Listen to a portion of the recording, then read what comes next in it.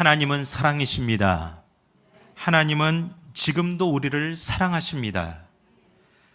이 사랑에 대한 확신, 여러분 지금도 여전히 그것을 확신하고 살고 있으십니까? 이 한 주간 그 사랑을 얼마나 느끼셨습니까? 혹시 그 사랑에 대해서 여러 가지 현실적인 어려운 일들로 인해 의심하고 있지는 않으십니까? 가끔 정말 하나님이 나 사랑하는 거 맞나? 이런 생각이 드는 건 당연합니다. 영적인 우리의 믿음과 현실 세계의 육적인 문제 사이에 그만큼 큰 간격이 있기 때문입니다. 늘 믿음으로는 그렇게 살아야지, 하나님을 믿어야지, 하나님의 사랑을 부인하지 않아야지 하지만 우리는 여러 가지 현실 문제를 만날 때마다 신앙의 인과율과 믿음의 공식이 다 무너져 내림을 경험하게 됩니다. 이유를 알 수 없는 고통과 해결의 실마리를 찾을 수 없는 문제들, 변화의 조짐이 보이지 않는 여러 상황들, 그리고 끝끝내 찾아와 버린 슬픈 결말들을 경험합니다. 그때 우리는 지금도 하나님이 나를 사랑하는가?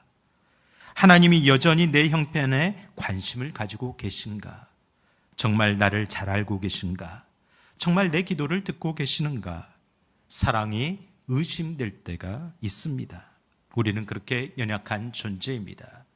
확신한다고 다짐하지만 그것이 부인될 때가 많습니다.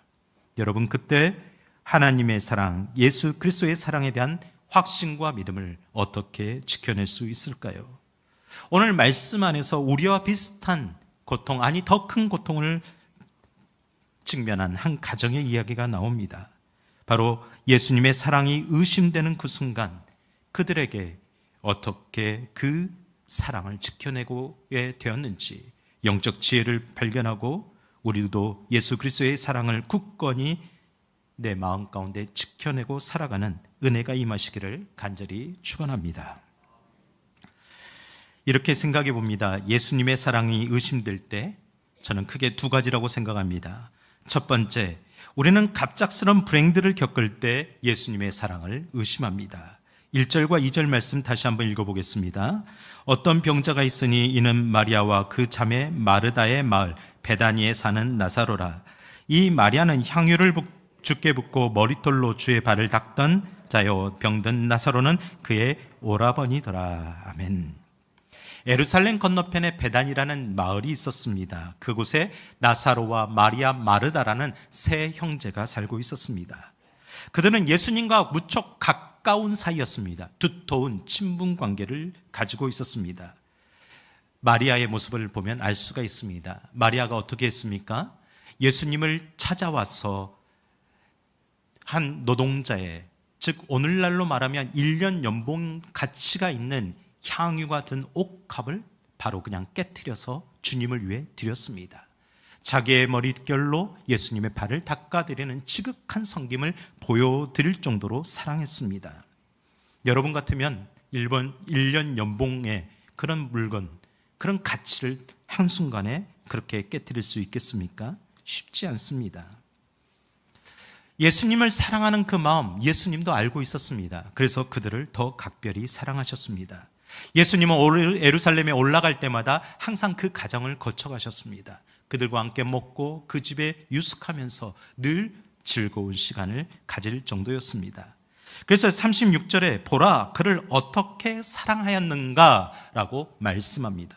온 동네 사람들이 그들은 예수님을 사랑하고 예수님도 그들을 사랑하는 관계구나 라고 알 정도였습니다. 그런데 그 가정에 갑자기 감당할 수 없는 큰 고통과 시련이 찾아왔습니다. 가장이었던 오빠 나사로가 갑자기 병에 걸렸습니다. 그런데 얼마 되지 않아 죽게 된 것입니다. 생사의 갈림길에 놓였습니다.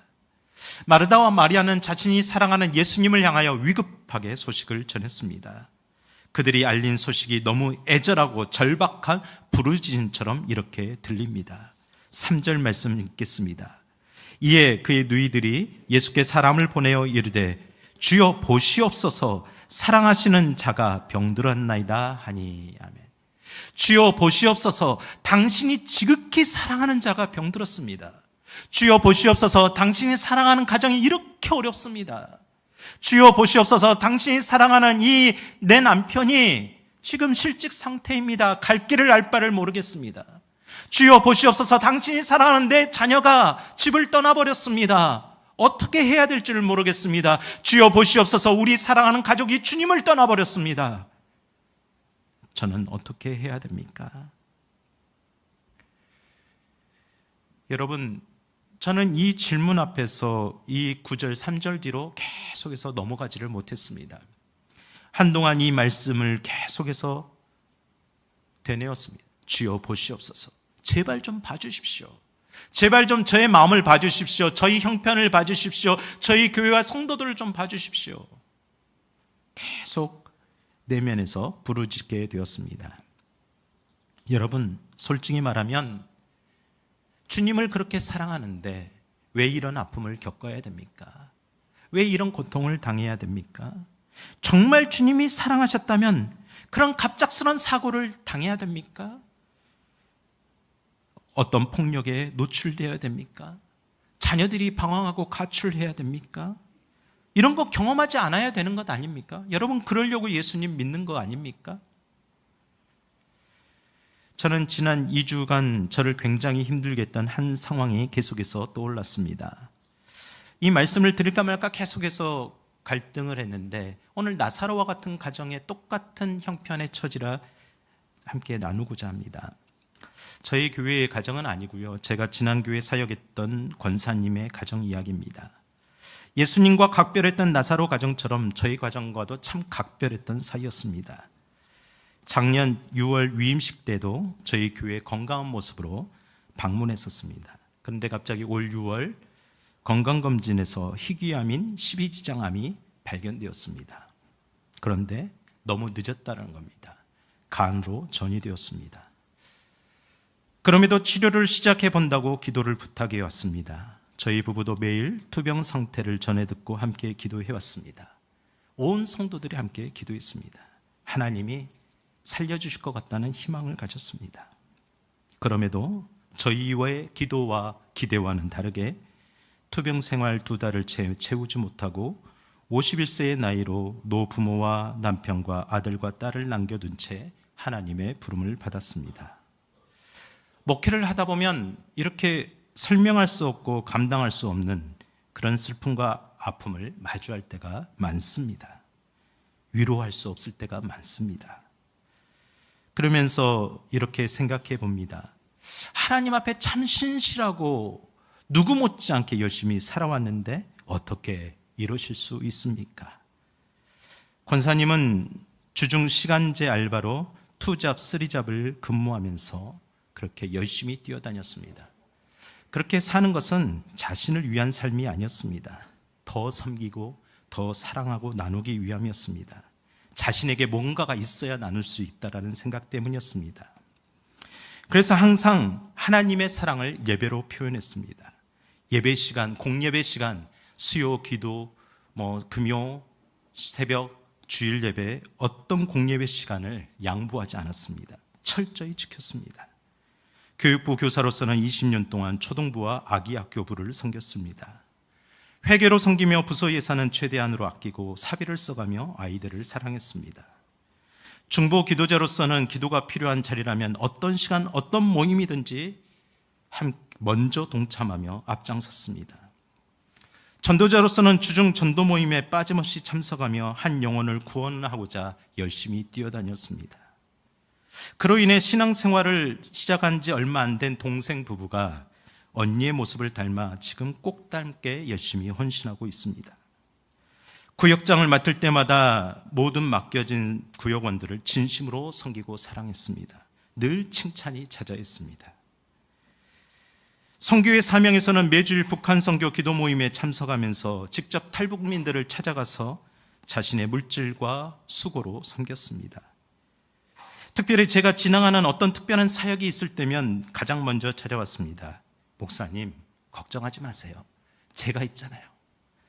제가 도와줄게요. 먼저 돕겠다며 저에게 힘을 실어 주었습니다. 관계적으로 저에게만 그런 것이 아닙니다. 많은 이들에게 함부로 평가하거나 말하지 않았습니다. 온 마음을 다해서 대했습니다. 그 마음이 얼마나 따뜻한지 장애인 주가 보훈센터에서 몇 개월 잠시 만난 공익요원 청년들이 장례 소식을 듣고 전국에서 뛰어올 정도였습니다. 권사님에게 받았던 사랑과 감사함과 미안함을 표현하고 돌아갔습니다. 야, 이렇게 살 수 있는 인생이 있을까? 이렇게 신앙생활할 수 있는 인생이 있을까? 물론 우리 교회에도 훌륭하게 평생을 신앙생활한 분 많습니다. 저도 압니다. 그런데 제 개인적으로 만난 성도들 중에는 몇 분 안 되는 인생입니다. 그런데 그렇게 급하게 데려가시면 어떡하시냐고.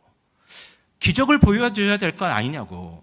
그래야 이런 사람들이 더 오래 살고 더 잘 살아야 하나님께 유익이고 교회 성도들도 잘 믿을 거 아니냐고 한동안 따지지 물었습니다. 그래서 그 권사님의 인생과 삶을 저의 짧은 글로 SNS에 남겼습니다. 그때 한 가지 깨닫게 된 것은 저만 그렇게 느낀 것이 아니라 함께 신앙생활했고 살았던 모든 분들이 동일한 감정이었다라는 겁니다. 그리고 한 줄을 한 줄 이렇게 남깁니다. 전혀 그분을 알지 못하는 지인 목사님들도 우리도 저렇게 살아야 되겠습니다. 우리도 하나님 앞에 그런 삶을 살아야겠습니다라고 그렇게 다짐의 답글을 남겨주었습니다. 그 모습을 보면서 저는 이건가? 하나님이 이렇게 일찍 데려가신 이유가 이것인가? 라고 생각하면서 제가 장례 예배 때마다 보던 말씀을 조금이나마 더 이해하게 되었습니다. 시편 116편 15절 말씀입니다. 그의 경건한 자들의 죽음은 여호와께서 보시기에 귀중한 것이로다. 죽음조차 귀한 인생은 어떤 사람이 살아낼 거예요. 그 사람이 살아온 그 발자취를 너무 안타까우며 아쉬워하며 나도 저런 삶을 살아야겠다라고 생각할 수 있는 인생은 어떤 인생일까요? 사랑하는 장로님들, 사랑하는 권사님들, 사랑하는 집사님들, 어르신들, 우리도 언젠가는 하나님 앞에 설 텐데 우리가 얼마나 오래 살았냐는 것을 하나님은 묻지 않을 겁니다. 너는 어떻게 살아왔느냐? 너는 무엇을 하다 왔느냐? 이렇게 물으실 겁니다. 그날이 올 것을 믿는다면 우리는 주님의 음성을 듣고 작은 그 인생의 슬픔, 예수님의 사랑이 의심될 때에 그 답을 찾을 수 있을 겁니다. 4절에 이렇게 말씀합니다. 우리말 성경으로 함께 읽겠습니다. 예수께서는 이 말을 듣고 말씀하셨습니다. 함께 읽겠습니다. 이 병은 죽을 병이 아니다. 이것은 하나님의 영광을 위한 것이요 이 일을 통해 하나님의 아들이 영광을 받게 될 것이다. 아멘. 여러분, 아프고 죽는 것이 어떻게 하나님께 영광이 됩니까? 우리는 나야 영광이라고 생각했죠. 성공해라 영광이라 생각하죠. 자녀들이 좋은 대학에 입학하고 출세해야, 원하는 대로 입시에 성공해야, 취업에 성공해야 영광이라고 생각하지 않습니까? 주님은 그렇지 않다라고 말씀하십니다. 우리의 고통과 슬픔의 극단적인 상황에서도 예수님은 그것을 하나님께 영광을 돌리는 도구로 사용하겠다라고 말씀하십니다. 그렇구나. 하나님의 영광을 위해서 우리를 사용하시는구나. 그것이 10년이 될지 20년이 될지 때로는 짧고 길게 우리의 시각으로 보이겠지만 하나님은 늘 우리를 그렇게 사용하길 원하시는구나. 그렇게 우리를 사랑하시는구나. 그렇게 저는 예수 그리스도의 사랑을 의심하지 않게 되었습니다. 여러분, 나사로의 고통과 죽음은 모든 이들을 구원하기 위한 예수님의 십자가의 그 고통과 죽음을 예표하는 사인이었습니다.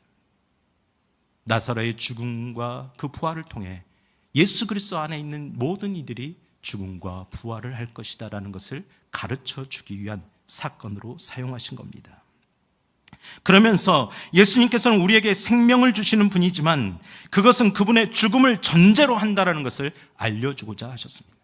너희가 살고자 하느냐? 그럼 내 안에서 죽어야 된다.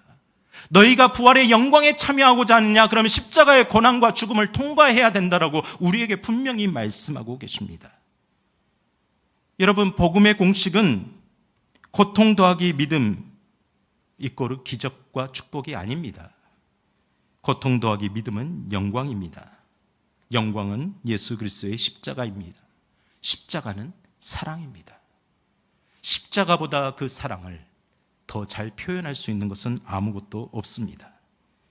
그러므로 십자가 없이는 우리에게 아무 생명이 없는 겁니다. 십자가가 없이는 우리에게 믿음도 없습니다. 우리가 그 십자가의 사랑을 온전히 깨달을 때만이 우리는 진짜 믿는 것이고 우리는 하나님의 영광을 볼 수 있게 됩니다. 사랑하는 성도 여러분, 오늘도 그 십자가의 사랑이 우리의 마음속에 담겨 있기를 원합니다. 우리에게 그 십자가의 사랑의 실체가 믿음으로 보여지기를 간절히 축원합니다. 십자가의 사랑은 2000년 전 한 번의 그 순간으로 끝나버린 사건이 아닙니다. 지금도 계속되는 사랑임을 믿으시기를 바랍니다. 그 사랑이 있기에 우리는 이렇게 고백할 수 있습니다. 로마서 8장 37절과 39절 함께 읽겠습니다. 그러나 이 모든 일에, 로마서 8장 37절 39절입니다. 다음 구절 제가 읽어드릴게요. 그러나 이 모든 일에 우리를 사랑하시는 분으로 인해 우리가 넉넉히 이깁니다. 나는 확신이 납니다. 죽음이나 생명도 천사들이나 악마들도 현재일이나 장래일이나 어떤 능력도 높음이나 기쁨이나 다른 어떤 피조물도 그리스도 예수 우리 주 안에 있는 하나님의 사랑에서 우리를 끊을 수 없습니다. 선한 목자 되신 예수님의 손에서 누구도 우리를 빼앗을 수가 없습니다. 예수님은 절대 빼앗기지 않습니다. 우리에게 계속해서 말씀하십니다. 그러므로 그 사랑의 방식이 조금은 이해되지 않을 때가 많습니다. 받아들여지지 않을 때가 많습니다. 바로 그때 십자가의 사랑을 바라보면 조금이나마 이해될 수가 있습니다. 아니, 극복할 수 있는 거죠. 예수님의 사랑에 의심이 될 때 십자가의 사랑을 바라보시기를 간절히 축원합니다. 예수님은 십자가에서 사랑하셨듯이 오늘도 여전히 저와 여러분을 사랑하고 계십니다. 두 번째, 우리가 예수님의 사랑을 의심하게 될 때는요, 어떨 때일까요? 우리의 응답이 지연될 때입니다. 세상 사람들은 뭘 주죠? 그러나 기도하면 압니다. 5절 말씀 표준 세번역으로 한번 읽어보겠습니다. 예수께서는 마르다와 그녀의 자매와 나사로를 사랑하셨습니다. 여기서 사랑하셨습니다 라는 표현은 미완료 시제형입니다. 말씀드렸듯이 예수님의 사랑이 계속되고 있다, 현재 진행형의 사랑을 의미합니다. 사랑하고 있다, 사랑하고 계십니다. 마르다와 마리아도 예수님이 여전히 자신들을 사랑하고 있는 줄 굳게 믿었습니다. 그래서 오빠의 그 안타까운 소식, 병들어 죽어가고 있다는 소식을 전했을 때 예수님이 듣자마자 벌떡 일어나 달려올 것을 전혀 의심하지 않았습니다. 예수님이 가는 곳마다 길거리의 그 거린들의 부르짖음에도 한순간도 외면하지 않았기 때문을 알고 있기 때문입니다. 심지어 날 때부터 맹인되었던 자는 예수님께 부르짖지도 않았습니다. 예수님을 찾지도 믿지도 않았습니다. 그럼에도 그를 불쌍히 여겨서 구원해 주셨습니다. 아니, 예수님이 가지 못할 때는 어떻게 했습니까? 백부장의 하인을 고치듯이 말씀만으로도 고치시는 능력을 믿었습니다. 하물며 그토록 사랑하는 자신들의 고통을 외면할 리 없으리라고 생각했습니다. 마르다와 마리아는 예수님께 소식을 보낸 후에 초조한 마음으로 기다렸을 것입니다. 점점 식어가는 나사로의 육신을 바라보면서, 꺼져가는 그 생명을 바라보면서 말로 표현하지 못할 그 답답함과 간절함으로 기다렸을 겁니다. 어떤 날은 마을 입구까지 쫓아나와서 까치발을 딛고 예수님의 일행이 나타나기만을 학수고대했을 겁니다. 이때 예수님은 어디에서 무엇을 하고 계셨습니까? 18절에 이렇게 말씀합니다. 베다니는 예루살렘에서 가깝기가 한 오리쯤 되매. 예수님은 멀리 계시지 않았습니다. 바로 요단강 건너편에서 사역하고 계셨습니다. 오늘날로 말하면 약 40km 정도 떨어진 거리였습니다.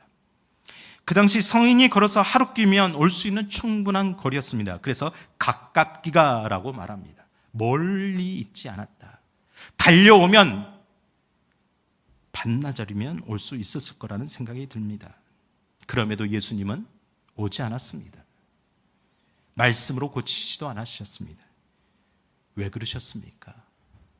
진짜 사랑한 건 맞으십니까? 사랑하신다면서요. 사랑하신다면서요. 왜 응답하지 않는 겁니까? 너무 황당한 대답을 하십니다. 6절, 7절 말씀을 우리말 성경으로 함께 읽겠습니다. 그런데 예수께서는 나사로가 앓는다는 말을 들으시고도 계신 그곳에 이틀이나 더 머무르셨다. 그리고 나서야 예수께서 제자들에게 다시 유대 지방으로 돌아가자 하고 말씀하셨습니다. 예수님은 곧바로 가지 않으셨습니다. 이틀이라는 시간을 더 허비하셨습니다. 왜 그러셨을까요? 마르다와 마리아에게 이틀이라는 시간은 어떤 시간이었을까요? 여러분이 그런 이틀의 시간을 보낸다면 어떤 마음이겠습니까?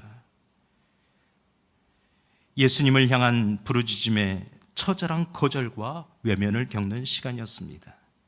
그분께 가졌던 모든 기대와 소망이 하나도 남김없이 무너지는 시간이었습니다. 그분께 대한 절대적인 믿음과 사랑이 휩쓸려 버리는 시간이었습니다. 만약 일주일이고 한 달이고 기다릴 수 있었다면, 그리고 만약 나사로를 당장 살려주셨다면 다 괜찮습니다. 왜? 해피엔딩이니까요. 우리는 늘 해피엔딩을 바랍니다. 그러나 예수님은 오지 않으셨습니다. 부르짖음에 응답하지 않았습니다. 나사로는 결국 죽고 말았습니다. 그의 가정은 이틀의 시간이 지난 후 모든 것이 끝장나고 말았습니다. 어떤 것도 회복할 수 없는 회복 불능의 상태에 빠지고 말았습니다. 그런데도 왜 예수님은 이틀이라는 시간을 더 머물렀을까요? 예수님은 머무르면서 무엇을 도대체 하신 걸까요? 무엇을 위해 기다리신 걸까요? 6절 말씀 마지막에 보면 머무르셨다라고 단어 말씀하신데, 오늘 우리의 번역본을 보면 유하시다라고 말합니다. 이것을 헬라어로 메노라고 말합니다. 이것은 머물다, 지체하셨다는 뜻도 있지만 더 다른 의미는 견디었다라는 뜻도 있습니다. 마르다와 마리아와 이틀을 견디었던 겁니다. 그런데 그들만 견딘 게 아니죠. 예수님도 견디는 시간이었습니다. 예수님은 의도적으로 이틀의 시간을 지체하셨습니다. 아니, 지금 당장 일어나서 내가 사랑하는 자가 아프구나, 죽어가고 있구나, 내가 그 가정을 찾아가서 도와야 되겠다, 그런 엄청난 욕구를 겨우겨우 억누르고 있었습니다. 예수님도 겨우겨우 힘들게 견디고 계셨다라는 뜻입니다. 우리는 우리만 견디고 우리만 기다린다고 종종 생각합니다. 아닙니다. 우리가 눈물을 흘릴 때 예수님은 피눈물을 흘리십니다. 우리가 잠시 넘어지면 예수님은 더 아파하십니다. 예수님의 마음이 얼마나 애타셨을까요? 여러분, 예수님의 사랑에 의심될 때는, 예수님의 부재가 느껴질 때는 내 옆에 예수님이 계시지 않아도 예수님의 마음을 느끼셔야 합니다. 여전히 우리를 사랑하시는 마음. 우리의 방식대로 눈물을 흘리며 기도하고 기다리지만 예수님은 예수님의 방식대로 피눈물을 흘리며 기다리십니다. 바로 이 요한복음 11장 이 사건에 대해서 19세기 스펄전 목사님 다음으로 영국에서 유명한 강해 설교자는 이렇게 해석했습니다. 알렉산더 맥클라인 목사님의 해석입니다. 나사로의 식구들에게는 예수님의 더디 오심이 사랑의 지연이었다. 사랑하시기 때문에 지연하신 것이다. 예수님이 이틀을 일부러 지체하신 것은 사랑하지 않아서가 아니라 진실로 사랑하기 때문이다. 여러분, 이 사랑이 이해가 되십니까? 이해하기 쉽지 않습니다. 받아들이기 쉽지 않습니다. 그럼에도 예수님은 우리에게 그런 사랑의 방식을 택하고 계십니다. 때가 되어 예수님이 제자들에게 나사로를 깨우러 가자고 말씀하셨습니다. 제자들은 그 말을 듣고 나사로가 잠들었나 보구나 라고 착각했습니다. 예수님은 제자들에게 그는 분명히 죽었다라고 말씀하시면서 제자들이 부활의 믿음과 신앙을 갖길 원하셨습니다. 그래서 끝까지 기다리셨나 봅니다. 부활의 실체를 보여주기 위해, 십자가의 사랑이 얼마나 힘들고 얼마나 어려운지 보여주기 위해, 우리가 부활의 신앙을 가지고 이 현실 세계를 살아낸다라는 것이 어떤 의미인지를 알려주기 위해 그렇게 기다리셨나 봅니다. 그리고 15절에 이렇게 말씀합니다. 우리 15절 함께 읽겠습니다. 내가 거기 있지 않는 것을 기뻐하는 까닭은 너희를 위해서이다.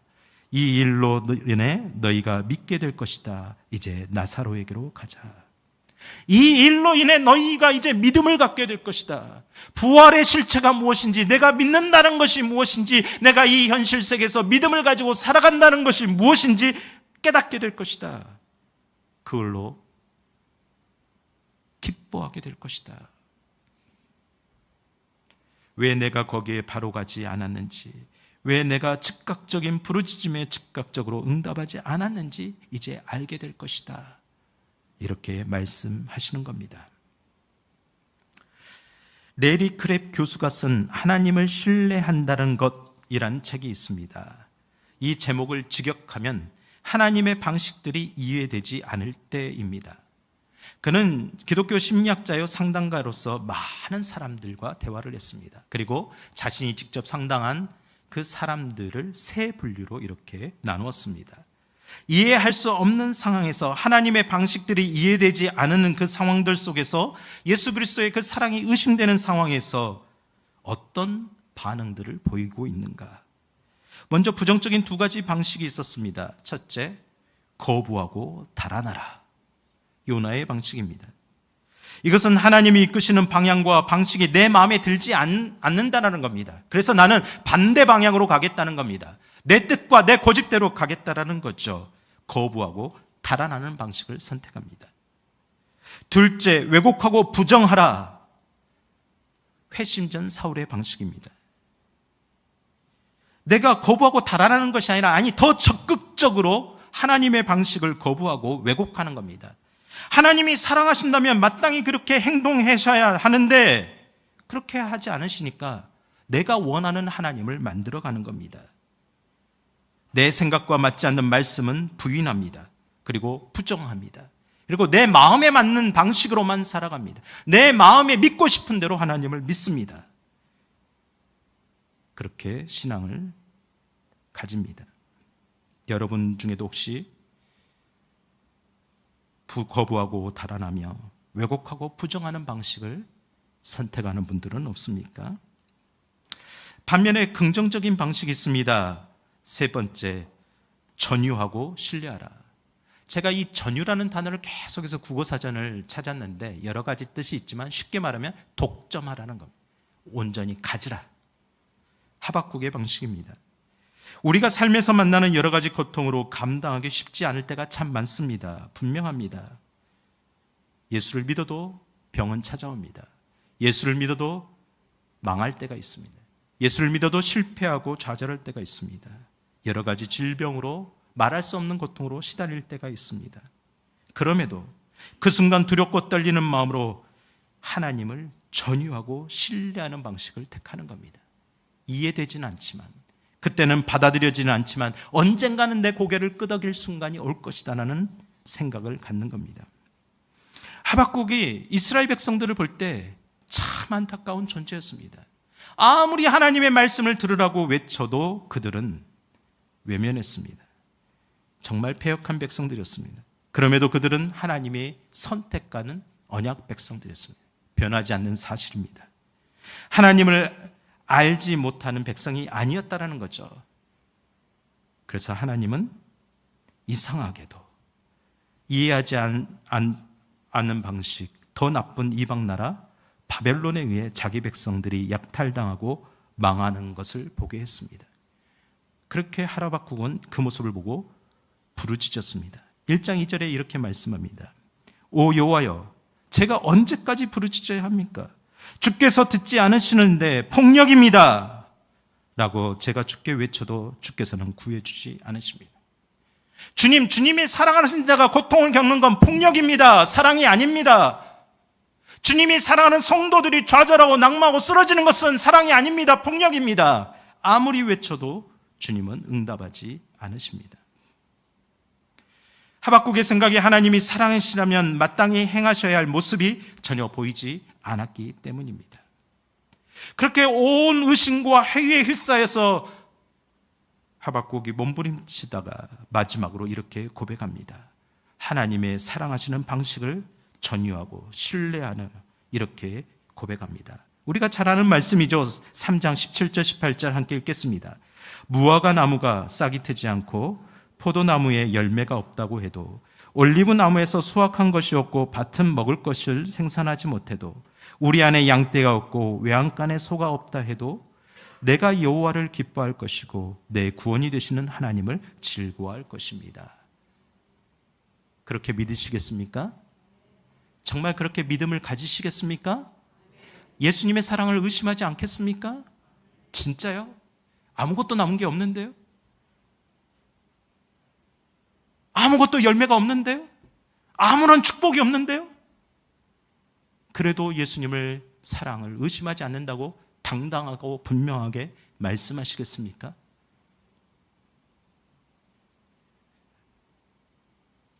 예수님은 우리를 너무나 사랑하십니다. 그런데 그분의 방식과 시간이 우리의 방식과 시간과 맞지 않는다라는 거죠. 그래서 우리의 부르짖음에 응답하지 않으시지만 예수님의 사랑은 여전하십니다. 문제는 우리가 기도하면서 하나님 언제까지 이렇게 응답하지 않겠냐고, 응답해달라고 강요를 하는 겁니다. 그런 태도는 예수님의, 하나님의 지혜와 능력, 사랑을 믿지 않는 태도일 수 있습니다. 베드로후서 3장 8절에 이렇게 말합니다. 사랑하는 자들아, 죽게는 하루가 천년 같고 천년이 하루 같다는 이 한 가지를 잊지 말라. 유한한 우리의 존재가 무한하신 하나님을 어떻게 다 이해할 수가 있겠습니까? 하나님의 시간과 우리의 시간은 다릅니다. 찰나의 시간과 영혼의 시간은 비교할 수가 없습니다. 그러므로 이사야 55장 8절에도 말씀합니다. 함께 읽어보겠죠? 이는 내 생각이 너희의 생각과 다르며 내 길은 너희의 길과 다름이니라. 여호와의 말씀이니라. 우리에게 분명한 사실 한 가지는 예수님은 지금도 자신의 최선의 방법으로 우리를 사랑하고 계신다는 사실입니다. 이것을 전유하고 신뢰할 때까지 기다리고 계십니다. 온전히 신뢰할 때까지 기다리고 계십니다. 부활의 믿음으로 이 현실 세계를 살아낼 때까지 기다리고 계십니다. 그 기다림은 낭비가 아닙니다. 때로는 고통이요, 아픔이요, 감당할 수 없는 슬픔이지만 그것은 결국 믿음입니다. 이사야 30장 18절 말씀을 읽고 말씀을 마치겠습니다. 그러나 여호와께서 기다리시나니 이는 너희에게 은혜를 베풀려 하심이요 일어나시리니 이는 너희를 긍휼히 여기려 하심이라. 대저 여호와는 정의의 하나님이심이라. 그를 기다리는 자마다 복이 있도다. 저희 청년들이 어제까지 수련을 갔다 와서 오늘 지금 피곤함이 있습니다. 이해를 해 주시고요. 하나님도 기다리십니다. 은혜를 베풀고자 기다리십니다. 믿음을 주고자 기다리십니다. 하나님은 일어나십니다. 우리에게 긍휼히 여기고자 일어나십니다. 그 하나님을 바라보시고 예수님의 사랑에 대한 의심을 우리가 버릴 수 있는 믿음으로 나아가길 원합니다. 순간순간 예수님의 사랑이 의심되고 회의가 찾아올 때 분명 그때는 있겠지만 그럼에도 그 의심과 회의를 주님 안에서 그 십자가의 사랑으로 기쁨과 평안으로 바꾸어가는 은혜가 임하시기를 간절히 축원합니다. 우리 이 시간 함께 기도하십시다. 하나님, 하나님의 그 사랑을 부인하지 않겠습니다.